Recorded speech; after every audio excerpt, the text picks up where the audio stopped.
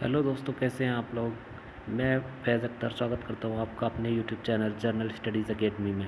और जैसा कि आपको पता है, यह हम एक टारगेट सीरीज़ शुरू करने वाले हैं आज से, जिसमें स्टैटिक जीके के हम कुछ टॉपिक लेकर के आएंगे रोज़, डेली की डेली। और कोशिश करेंगे कि हम अपना बेस्ट दें। और आगामी सभी परीक्षाओं के लिए ये जो सीरीज़ होने वाली है बहुत महत्वपूर्ण होने वाली है। इससे आपको डायरेक्टली क्वेश्चन देखने के लिए मिलेंगे। जैसे कि आज का हमारा टॉपिक है national and international award and honours. आज हम आपको सारे ही अवार्ड्स के बारे में बताने वाले हैं। इसमें कब स्थापना हुई थी, कब से दिया जा रहा है, हाल ही में किसको दिया गया है। तो बने रहें हमारे साथ इस वीडियो में। और जो लोग भी नए हैं हमारे यूट्यूब चैनल पर, वो प्लीज़ सब्सक्राइब कर लेंगे हमारे यूट्यूब चैनल को, बेल आइकन प्रेस कर लेंगे ताकि हम जो भी नई वीडियो डालें आपको उसका अपडेट मिल जाए। तो चलिए शुरू करते हैं फिर। Welcome to our YouTube channel Journal Studies Academy. Subscribe our YouTube channel and press the bell icon for the latest update. एक ही क्लास में सभी राष्ट्रीय और अंतर्राष्ट्रीय पुरस्कार। आगामी सभी प्रतियोगी परीक्षाओं की खोपड़ी में छेद करने के लिए अति महत्वपूर्ण होने वाला है ये प्रैक्टिस सेशन। विशिष्ट तथ्य पुरस्कार सम्मान। जैसा कि आप पीडीएफ में देख ही रहे होंगे, पहले मैं पुरस्कार, जो भी पुरस्कार होगा उसके बारे में आपको थ्योरी पढ़ाऊंगा, फिर उसको जो इस साल में जिन लोगों को दिया गया है उनके बारे में बताऊंगा। जैसे सबसे पहले इसमें हेडिंग है नोबेल पुरस्कार। वर्ष 1895 में नोबेल पुरस्कार की स्थापना स्वीडिश रसायन शास्त्री एल्फ्रेड बर्नार्ड नोबेल की वसीयत के आधार पर की गई थी। सर्वप्रथम 1901 में प्रदत्त विश्व के ये सर्वाधिक प्रतिष्ठित पुरस्कार साहित्य, शांति, चिकित्सा विज्ञान, भौतिक विज्ञान, रसायन विज्ञान के क्षेत्र में प्रदान किए जाते हैं। इन 5 क्षेत्रों के अतिरिक्त अर्थशास्त्र के क्षेत्र में नोबेल मेमोरियल पुरस्कार, जिसको रिस बैंक प्राइज भी कहा जाता है, प्रदान किया जाता है। 1968 में स्थापित तथा 1969 में पहली बार दिया गया। जो अर्थशास्त्र का जो नोबेल पुरस्कार है उसकी स्थापना 1968 में हुई थी और 1969 में पहली बार दिया गया। भौतिक विज्ञान एवं रसायन विज्ञान के नोबेल पुरस्कार तथा अर्थशास्त्र का नोबेल मेमोरियल पुरस्कार रॉयल स्वीडिश एकेडमी, जो रॉयल स्वीडिश एकेडमी है, उसके द्वारा दिया जाता है।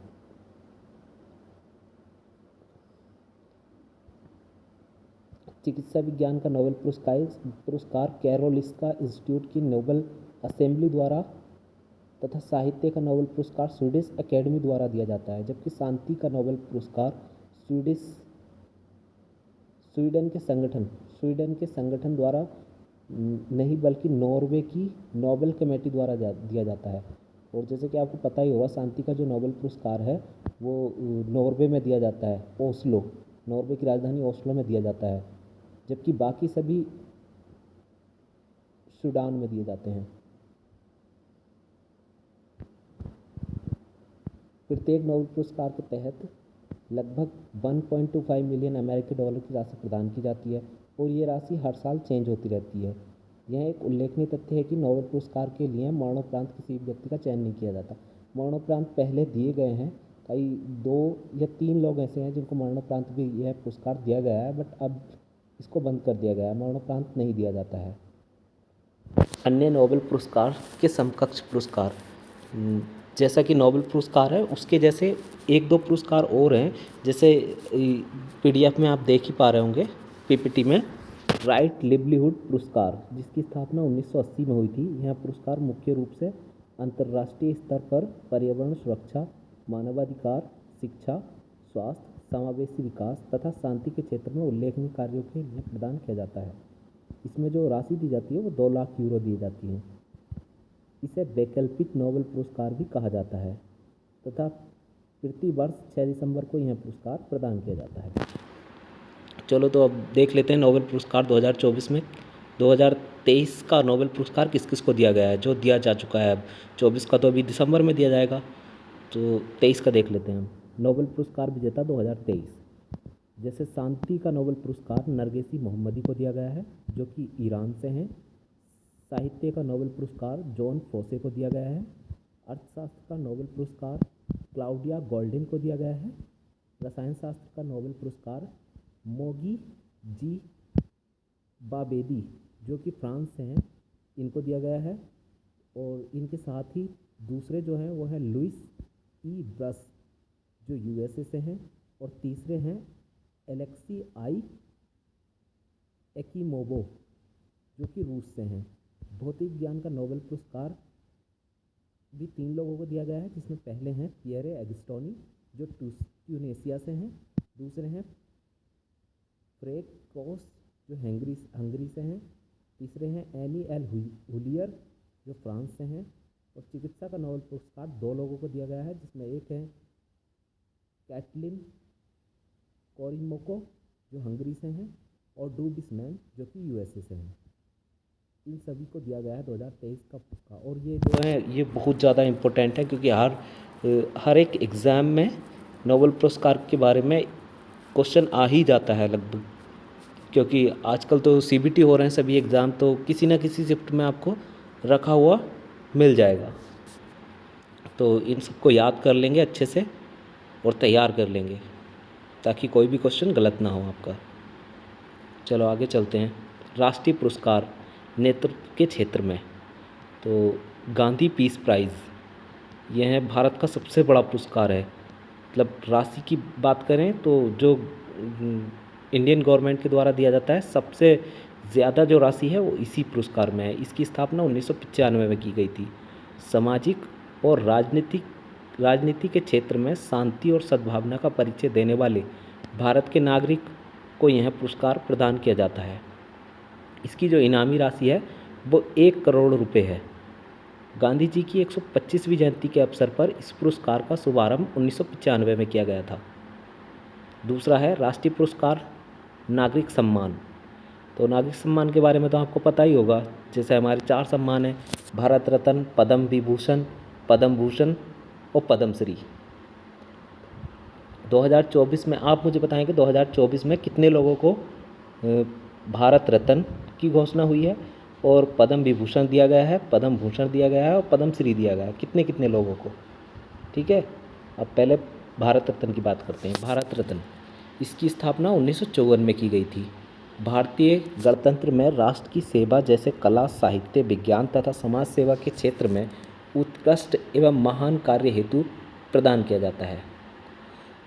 विशेष टिप्पणी में देख लेंगे। भारतीय गणतंत्र का सर्वोच्च नागरिक सम्मान है, जिसे भारत सरकार द्वारा प्रदान किया जाता है। इसकी स्थापना 2 जनवरी 1954 को की गई थी। और एक बात और मैं बता दूं यहीं पे आप लोगों को, इसमें कोई भी इनामी राशि नहीं दी जाती है। इसमें सिर्फ मेडल दिया जाता है, जो कि एक पत्ते के जैसा दिखाई देता है, और उस पर भारत सरकार लिखा हुआ होता है। और ये जो है सबसे बड़ा सम्मान है भारत का। इसके बाद आ जाते हैं पद्म विभूषण, जो भारत का 2nd हाईएस्ट सम्मान है। इसकी भी स्थापना 1954 में की गई थी। भारतीय गणतंत्र का यह दूसरा सर्वोच्च नागरिक सम्मान है। अब टिप्पणी में बात कर लेना, ये वरीयता क्रम में भारत रत्न के पश्चात दूसरा सर्वोच्च नागरिक सम्मान है। इसकी स्थापना 2 जनवरी 1954 को हुई थी।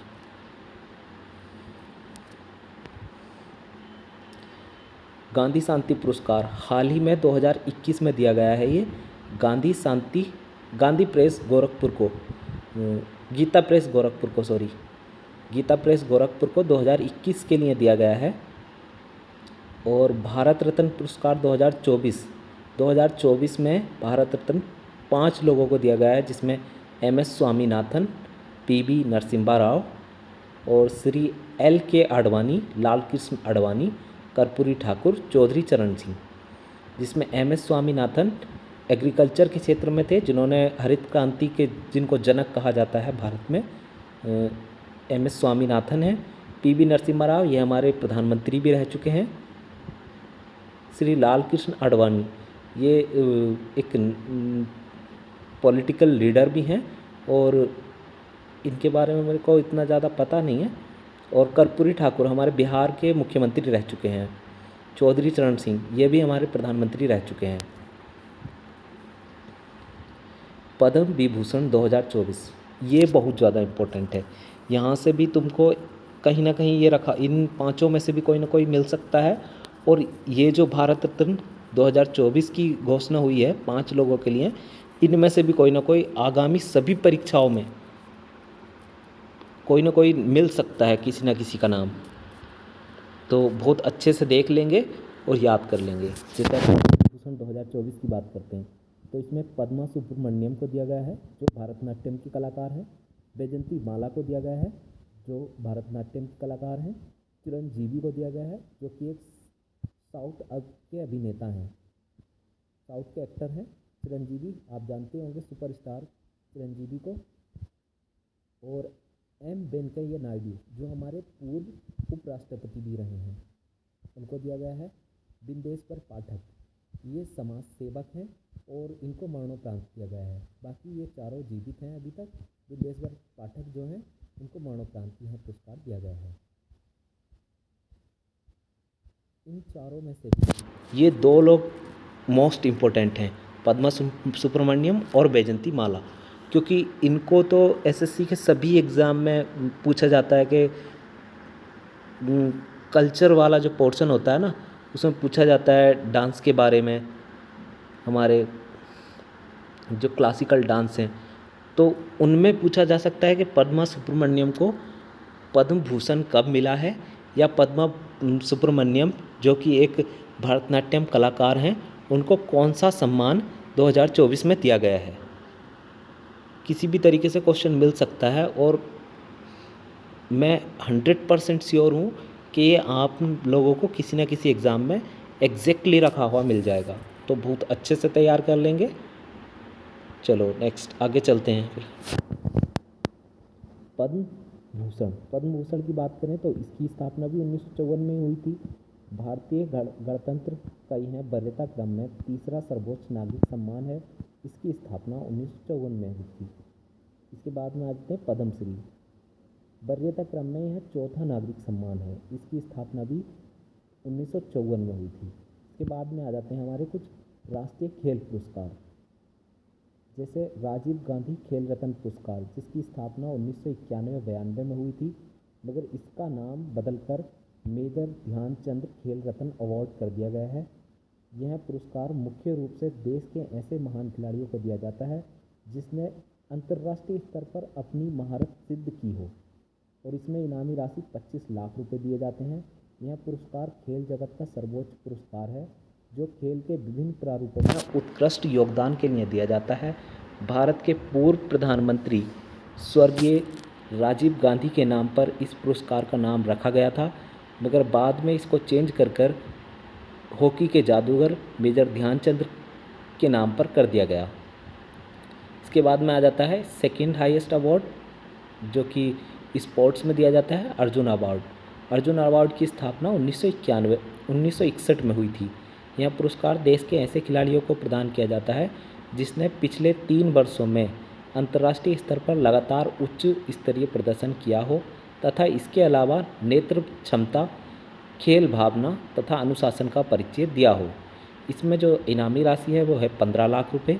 यह पुरस्कार सामान्य खिलाड़ियों के अलावा विकलांग खिलाड़ियों को भी दिया जाता है जिसने अंतर्राष्ट्रीय स्तर पर उत्कृष्ट प्रदर्शन किया हो। इसके बाद में आ जाते हैं द्रोणाचार्य अवार्ड, जिसकी स्थापना 1985 में हुई थी। और ये जो अवार्ड है ये जो हमारे खेल के कोच होते हैं उन लोगों को दिया जाता है, और ये 2 तरीके का होता है, एक तो लाइफ टाइम होता है और एक होता है रेगुलर। ऐसे खेल गुरुओं को यह पुरस्कार प्रदान किया जाता है जिन्होंने अपने शिष्यों को प्रशिक्षित करने के लिए अपने सभी गुण समर्पित कर दिए हों। 15 लाख रुपए की राशि इसमें दी जाती है। यह पुरस्कार केवल खेल प्रशिक्षकों को, स्पोर्ट कोच को ही प्रदान किया जाता है। और इसका जो रेगुलर वाला होता है उसमें 10 लाख रुपए की इनामी राशि होती है और लाइफ टाइम अचीवमेंट में 15 लाख रुपए की। ध्यानचंद अवार्ड, एक ध्यानचंद अवार्ड है और एक है मेजर ध्यानचंद अवार्ड, ध्यानचंद खेल रत्न अवार्ड। तो दोनों में कंफ्यूज नहीं होना है। इसकी स्थापना 2002 में हुई है और उसका नाम बदला गया है। यह पुरस्कार खेल जीवन में व्याख्याति और महारत प्राप्त योग्य खिलाड़ियों को प्रदान किया जाता है। इस पुरस्कार का नाम भारतीय हॉकी के जादूगर मेजर ध्यानचंद के नाम पर रखा गया है। अब मेजर ध्यानचंद खेल रत्न अवार्ड 2023 के जो विजेता हैं उनकी बात हम कर लेते हैं। ये यहाँ पर गलत लिखा हुआ है, 24 नहीं 23 होना चाहिए था यहाँ पे, 23। श्री चिराग चिराग चंद्रशेखर शेट्टी जो कि बैडमिंटन के खिलाड़ी हैं, और श्री रंकी रेड्डी सात्विक साईराज ये भी बैडमिंटन के खिलाड़ी हैं। ये दोनों की असल में जोड़ी है, ये दोनों एक साथ में खेलते हैं, ये एक जोड़ी है जो डबल्स में खेलते हैं। ये इन दोनों खिलाड़ियों को ही मेजर ध्यानचंद खेल रत्न अवार्ड 2023 दिया गया है। इसके बाद में अर्जुन अवार्ड की बात करें तो ये 26 प्लेयर्स को दिया गया है जो अलग अलग कैटेगरी से आते हैं, अलग अलग खेल में हैं। मगर जो सबसे इम्पोर्टेंट है क्रिकेट में मोहम्मद सामी को दिया गया है इस बार के लिए। आगे चलते हैं। राष्ट्रीय देशभक्ति पुरस्कार युद्ध काल में। अब ये जो हमारे सेना में जो वीरता के लिए पुरस्कार दिए जाते हैं उनकी बात कर लेते हैं। परमवीर चक्र 26 जनवरी 1950 को इसकी स्थापना होती है। देश के सेना के क्षेत्र में दिए जाने वाले हैं सर्वोच्च पुरस्कार भारत सरकार द्वारा उन जाबाज सैनिकों को प्रदान किया जाता है जिन्होंने युद्ध के तीनों प्रारूपों में किसी एक में अत्यधिक बहादुरी से युद्ध करते हुए दुश्मन को परास्त कर दिया हो या लड़ते लड़ते अपने प्राण न्योछावर कर दिए हों। इसके बाद में आ जाता है इसके मतलब सेकंड नंबर पे आता है महावीर चक्र। सबसे बड़ा है परमवीर चक्र, उसके बाद महावीर चक्र, उसके बाद वीर चक्र। तो महावीर चक्र को देख लेते हैं। 26 जनवरी 1950 को इसकी स्थापना भी हुई थी। युद्ध में वीरता के लिए सेना के क्षेत्र में दिया जाने वाला यह क्रम में परमवीर चक्र के बाद दूसरा सर्वोच्च सैनिक सम्मान है। ये सैनिकों को ही दिया जाता है जो अपनी सेवा आर्मी में देते हैं और अपनी बहादुरी का प्रदर्शन करते हैं और देश के दुश्मनों से लड़ते हैं और लड़ते लड़ते अपनी जान निछावर कर देते हैं, शहीद हो जाते हैं देश के लिए। तो मुझे गर्व है अपने ऐसे योद्धाओं पर, अपने देश के वीरों पर। अच्छा चलो वीर चक्र की बात कर लेते हैं। वीर चक्र इसकी स्थापना भी 26 जनवरी 1950 को हुई है। वीरता क्रम का तीसरा सर्वोच्च सैनिक सम्मान है। यह भारत सरकार द्वारा उन जांबाज सैनिकों को प्रदान किया जाता है जिसने युद्ध क्षेत्र में शत्रु के समक्ष बहादुरी का परिचय दिया हो।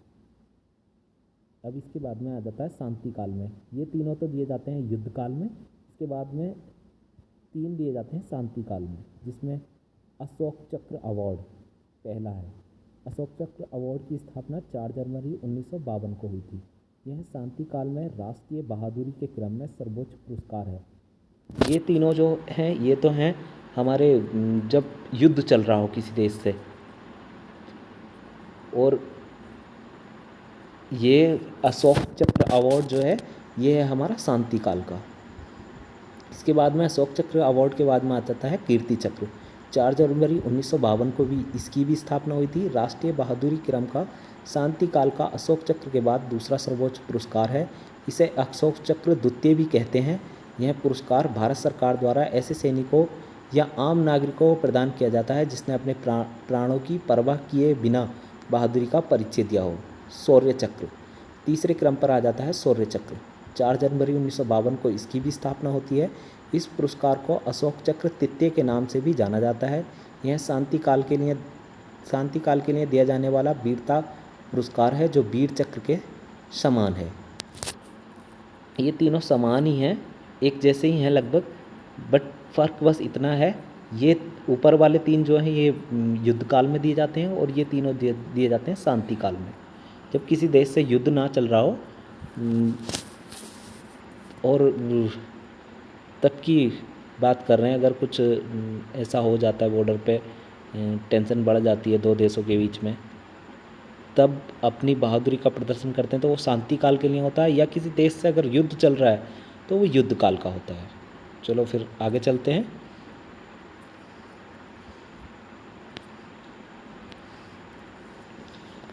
अब आ जाता है राष्ट्रीय विज्ञान पुरस्कार। विज्ञान के क्षेत्र में दिए जाने वाले ये 3 पुरस्कार हैं, जिसमें शांति स्वरूप भटनागर पुरस्कार, जिसकी स्थापना 1958 में होती है, युवा वैज्ञानिकों एवं इंजीनियरों के मौलिक शोध को प्रोत्साहन देने तथा उनके द्वारा किए गए शोध की सराहना करने के लिए यह पुरस्कार शुरू किया गया था। इसमें 5 लाख रुपए की इनामी राशि दी जाती है। प्रौद्योगिकी के क्षेत्र में शांति स्वरूप भटनागर की स्मृति में CSIR द्वारा प्रदत्त यह पुरस्कार प्रतिवर्ष प्रदान किया जाता है। इसके बाद में आ जाता है GD बिड़ला अवार्ड, जिसकी स्थापना 1991 में हुई थी। 50 वर्ष से कम आयु के वैज्ञानिकों को जिन्होंने पिछले 5 वर्ष में विज्ञान के क्षेत्र में उत्कृष्ट शोध किया हो, उन्हें प्रदान किया जाता है। इसमें 1.5 लाख रुपए की इनामी राशि दी जाती है। यह KK बिड़ला फाउंडेशन द्वारा स्थापित है। यह पुरस्कार प्रतिवर्ष विज्ञान की सभी शाखाओं में उत्कृष्ट शोध एवं कार्यों के लिए प्रदान किया जाता है। इसके बाद आ जाता है गुजरमल मोदी पुरस्कार। 1988 में इसकी स्थापना हुई थी। विज्ञान और प्रौद्योगिकी के क्षेत्र में उत्कृष्ट योगदान के लिए प्रदान किया जाता है। इसमें जो राशि दी जाती है वो 2 लाख रुपए दी जाती है। GM फाउंडेशन द्वारा राय बहादुर गुजरमल मोदी की स्मृति में प्रति वर्ष 9 अगस्त को यह पुरस्कार प्रदान किया जाता है। इसके बाद में बात कर लेते हैं हम अंतर्राष्ट्रीय विज्ञान पुरस्कार, एबल पुरस्कार, जिसको मैथ्स का नोबेल भी कहा जाता है। इसकी स्थापना 2001 में हुई थी। यह नोबेल पुरस्कार की भांति ही एक प्रतिष्ठित पुरस्कार है तथा इसे गणित का नोबेल पुरस्कार भी कहते हैं। यह पुरस्कार गणित के क्षेत्र में विशेष योगदान के लिए प्रदान किया जाता है। इसमें 60 लाख क्रोन या 10 लाख डॉलर की राशि दी जाती है। नॉर्वे की academy of science and letters द्वारा 5 अंतर्राष्ट्रीय गणितज्ञों की टीम एबल पुरस्कार के विजेताओं का चयन करती है। 2024 के एबल पुरस्कार विजेता हैं मिशेल तालाग्रैंड। 2024 के एबल पुरस्कार विजेता हैं। आप इसको भी याद रखेंगे क्योंकि ये भी बहुत ज़्यादा इम्पोर्टेंट है एग्ज़ाम के दृष्टिकोण से और किसी भी एग्ज़ाम में पूछा जा सकता है, तो आप अच्छे से इसको भी याद कर लेंगे, देख लेंगे एक बार तो याद हो जाएगा। आगे चलते हैं। अब आ जाते हैं हमारे राष्ट्रीय साहित्य पुरस्कार, जैसे ज्ञानपीठ पुरस्कार। इसकी स्थापना 1961 में हुई थी। यह पुरस्कार भारत के मुख्य रूप से साहित्य के क्षेत्र में सराहनीय योगदान के लिए दिया जाता है तथा इसे भारत के सर्वोच्च साहित्य सम्मान का दर्जा भी प्राप्त है।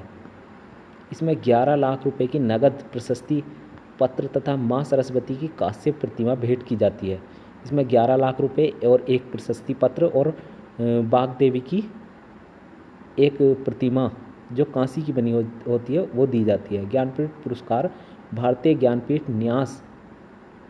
न्यास द्वारा प्रदान किया जाता है। भारतीय संविधान के 8वीं अनुसूची में उल्लेखित 22 भाषाओं में किसी भाषा के लेखक को यह पुरस्कार प्रदान किया जा सकता है। और 2024 में ज्ञानपीठ पुरस्कार कवि प्रभा वर्मा को दिया गया है, जो कि एक मलयालम के कवि हैं, मलया भाषा के कवि हैं, मलयालम के। मैं आपको यहीं पे लिख देता हूँ, प्रभा वर्मा।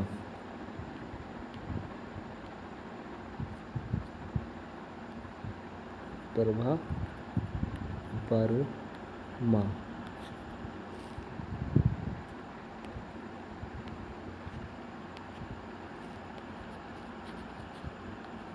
मलयालम भाषा के लिए दिया गया है। कवि प्रभा वर्मा को 2024 में ज्ञानपीठ पुरस्कार मलयालम भाषा के लिए दिया गया है।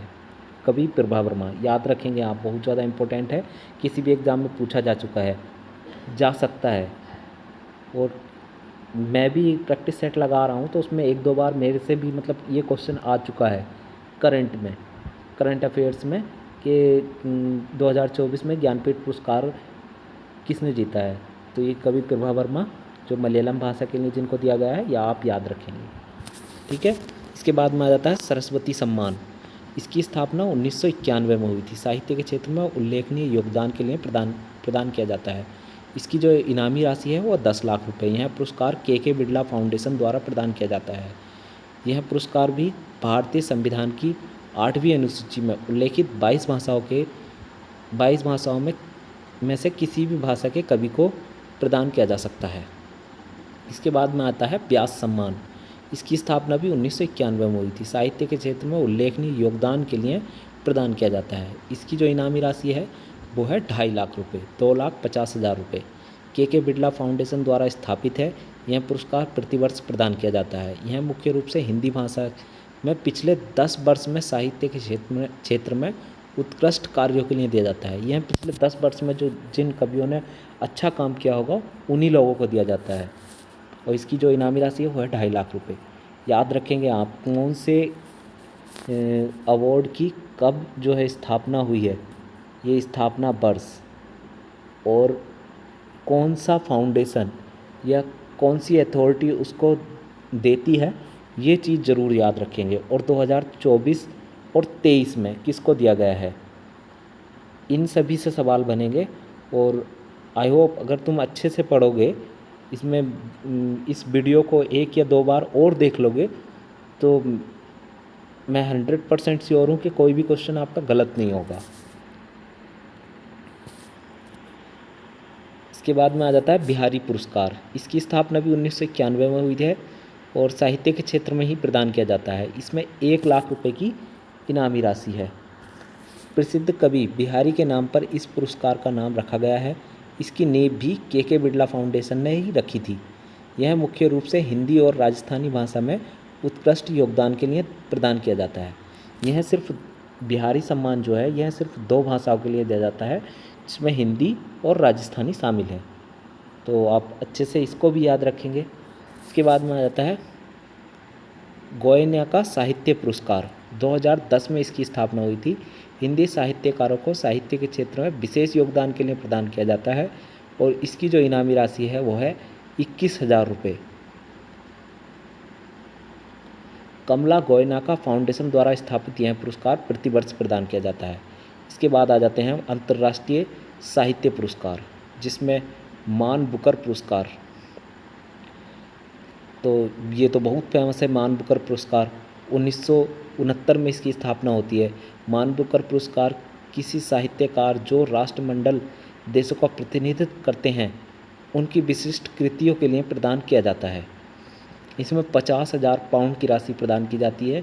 यह पुरस्कार मुख्य रूप से मौलिक अंग्रेजी भाषा में उपन्यास लिखने के लिए प्रदान किया जाता है। मान बुकर और इंटरनेशनल मान बुकर में जो डिफरेंस है वो सिर्फ इतना ही है कि ये जो दिया जाता है मान बुकर, ये दिया जाता है इंग्लिश में अगर आपने लिखा है, और मान बुकर दिया जाता है अगर आपने इंग्लिश में लिखा है और किसी ने उसको ट्रांसलेट किया, किसी और भाषा में लिखा है और किसी ने उसको इंग्लिश में ट्रांसलेट किया, तो उसके लिए भी दिया जाता है। अब बात कर लेते हैं अंतर्राष्ट्रीय मान बुकर पुरस्कार, जिसकी स्थापना 2005 में हुई है।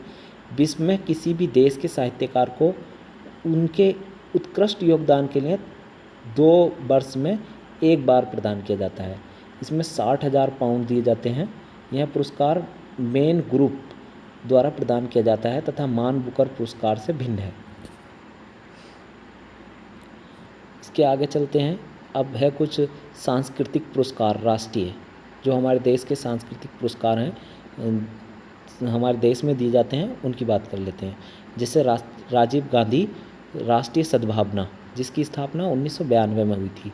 राष्ट्रीय एकता और अखंडता तथा सद्भावना कायम रखने में विशिष्ट योगदान के लिए पुरस्कार राजीव गांधी नेशनल सद्भावना अवार्ड प्रदान किया जाता है। इसमें 5 लाख रुपए की राशि दी जाती है। इस पुरस्कार की नींव अखिल भारतीय कांग्रेस कमेटी भारतीय राष्ट्रीय कांग्रेस पार्टी ने रखी थी। टैगोर पुरस्कार की स्थापना 2011 में हुई है। राष्ट्रीय सद्भावना के लिए भारत सरकार द्वारा प्रदान किया जाता है। इसकी जो इनामी राशि है 1 करोड़ रुपए, और इससे पहले 1 करोड़ की इनामी राशि वाला मैंने आपको कौन सा अवार्ड बताया, मुझे कमेंट करके बताएंगे आप लोग। इस पुरस्कार की स्थापना रविंद्रनाथ टैगोर के 150वीं जयंती वर्ष के उपलक्ष्य में की गई थी। इसके बाद में आ जाते हैं हम संगीत नाटक अकादमी पुरस्कार। संगीत नाटक अकादमी पुरस्कार की स्थापना 1952 में हुई है। संगीत, नृत्य, रंगमंच, पारंपरिक कलाओं के क्षेत्र में उल्लेखनीय योगदान हेतु प्रदान किया जाता है। यह जो है संगीत में, नृत्य में, रंगमंच जो मतलब स्टेज पे जो कार्यक्रम होते हैं उनके लिए और पारंपरिक कलाओं के लिए दिया जाता है। इसमें 50,000 रुपये की इनामी राशि है। यह पुरस्कार संगीत नाटक अकादमी द्वारा प्रदान किया जाता है। इसके बाद में आ जाता है राष्ट्रीय तानसेन सम्मान, जिसकी स्थापना 2012 में की गई है। शास्त्रीय संगीत में उत्कृष्ट योगदान के लिए प्रदान किया जाता है। तानसेन सम्मान जो है वो राष्ट्रीय शास्त्रीय संगीत के लिए प्रदान किया जाता है। इसमें 2 लाख रुपये, शॉल, श्रीफल तथा सम्मान पट्टिका 2 लाख रुपये दिए जाते हैं, एक शॉल दी जाती है और श्रीफल दिया जाता है तथा इसके साथ एक सम्मान पट्टिका भी दी जाती है। यह मध्य प्रदेश शासन का पुरस्कार है, जिसकी स्थापना दिसंबर 2012 में की गई थी। ये जो सम्मान है ये मध्य प्रदेश सरकार द्वारा दिया जाता है, तानसेन सम्मान, क्योंकि तानसेन जी का जो संबंध है वो ग्वालियर घराने से है और ये ग्वालियर से ही थे, तो इसलिए ये मध्य प्रदेश सरकार इन्हीं के सम्मान में तानसेन सम्मान देती है। राष्ट्रीय पुरस्कार अंतर्राष्ट्रीय सांस्कृतिक पुरस्कार अंतर्राष्ट्रीय सांस्कृतिक पुरस्कार जो दिए जाते हैं उसमें ग्रैमी अवार्ड का नाम सबसे ऊपर आता है, ग्रैमी पुरस्कार, जिसकी स्थापना 1959 में हुई है। राष्ट्रीय स्तर पर संगीत और कला के क्षेत्र में अंतर्राष्ट्रीय स्तर पर संगीत और कला के क्षेत्र में उत्कृष्ट योगदान के लिए प्रदान किया जाता है। इस पुरस्कार में ग्रामोफोन अवार्ड, इस पुरस्कार को ग्रामोफोन अवार्ड भी कहते हैं। अब बात कर लेते हैं कुछ पर्यावरण से संबंधित कुछ राष्ट्रीय पुरस्कार व सम्मान। Environment related certain national awards and honour. Indira Gandhi पर्यावरण पुरस्कार, जिसकी स्थापना 1987 में हुई है।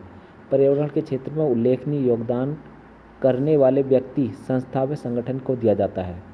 इसके बाद में आ जाता है इंदिरा प्रदर्शनी वृक्ष मित्र पुरस्कार, पर्यावरण एवं वन मंत्रालय द्वारा स्थापित है। यह 1986 में इसकी स्थापना हुई है। वानिकीकरण तथा प्रतिभूमि के विकास के क्षेत्र में उत्कृष्ट योगदान देने वाले व्यक्तियों तथा संगठनों को 5 श्रेणी में दिया जाता है, जिसमें एक व्यक्तिगत सहयोग, शैक्षणिक संस्थान, पंचायत, ऐच्छिक एजेंसी, सरकारी एजेंसी, जिला स्तर तक की। इसके बाद में आ जाता है अंतर्राष्ट्रीय पर्यावरण पुरस्कार, इंटरनेशनल एनवायरनमेंट अवार्ड, जिसमें स्टॉकहोम वाटर प्राइज़ यह जल संरक्षण के क्षेत्र में दिया जाने वाला विश्व का शीर्ष पुरस्कार है। इसे 1991 में स्थापित किया गया। स्वीडन के नरेश कार्ले स्लोगुत्सफ इसके संरक्षण है। पुरस्कार की राशि 1.5 लाख अमेरिकी डॉलर है। जल से संबंधित किसी भी क्रियाकलाप को जो मानवता की खुशहाली के लिए किया गया हो उसके लिए प्रदान किया जाता है। इसके बाद में आ जाता है ग्लोबल 500 रोल ऑफ ऑनर, संयुक्त राष्ट्र पर्यावरण कार्यक्रम UNEP, united nation environment programme द्वारा 1987 में स्थापित यह पुरस्कार पर्यावरण से संबंधित क्रियाकलापों हेतु विश्व भर के व्यक्तियों या संस्थाओं को प्रदान किया जाता है। इसके बाद में आ जाता है समाज सेवा पुरस्कार राष्ट्रीय, समाज सेवा के लिए राष्ट्रीय पुरस्कार। जमनालाल बजाज पुरस्कार, जिसकी स्थापना 1978 में होती है। 5 लाख रुपए की नगद राशि दी जाती है। इसमें जमनालाल बजाज फाउंडेशन द्वारा स्थापित यह पुरस्कार विभिन्न क्षेत्रों में उत्कृष्ट कार्यों के लिए प्रदान किया जाता है।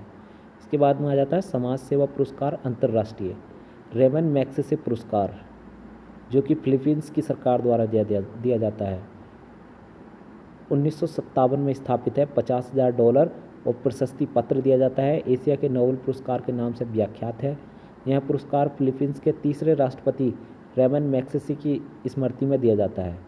और रेमन मैग्सेसे पुरस्कार विजेता हमारे देश में काफ़ी सारे लोग हैं, जिसमें अरविंद केजरीवाल को भी यह पुरस्कार मिल चुका है। तो मैंने आपको जैसे पढ़ाया, अगर आप वैसे ही इसको तैयार कर लेते हैं तो आई होप आपका कोई भी क्वेश्चन मिस नहीं होगा जो कि एग्ज़ाम में पूछे जाएंगे। और मैं ये गारंटी दे सकता हूँ कि जो ये पीपीटी से मैंने तुम्हें क्वेश्चन कराए हैं, जो थ्योरी पढ़ाई है ये अवार्ड्स के बारे में, इसमें से डेफिनेटली आपको क्वेश्चन देखने को मिल जाएंगे। और बहुत अच्छे से पढ़िए, बहुत अच्छे से अपना ध्यान रखिए।